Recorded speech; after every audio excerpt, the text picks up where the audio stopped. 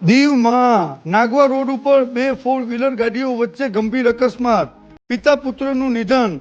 Diu Nagoa road ઉપર રાત્રિના 9:30 કલાકે હોટેલ આઇલેન્ડ સામે બે ફોર વ્હીલર ગાડીઓ વચ્ચે ગંભીર અકસ્માત સર્જાતા ઈજાગ્રસ્તોને દીવ સરકારી હોસ્પિટલ ખસેડ્યા. એક ગાડીમાં મધ્યપ્રદેશ રાજ્યના ગ્વાલિયરના 4 લોકો હતા.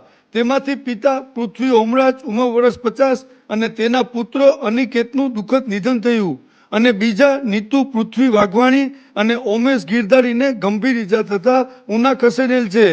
બીજી ગાડીમાં સુરતના 6 લોકો હતા. તેમાં ચાલક મિહિર હતો. આ સુરતના પર્યટકોને નાની મોટી સામાન્ય ઈજા થઈ છે. અકસ્માતની જાણ થતાં પીઆઈ ગાવિત સાહેબ પણ હોસ્પિટલ પહોંચ્યા. કેસની તપાસ હેડ કોન્સ્ટેબલ શ્રી વિજય રાઠોડ કરી રહેલ છે.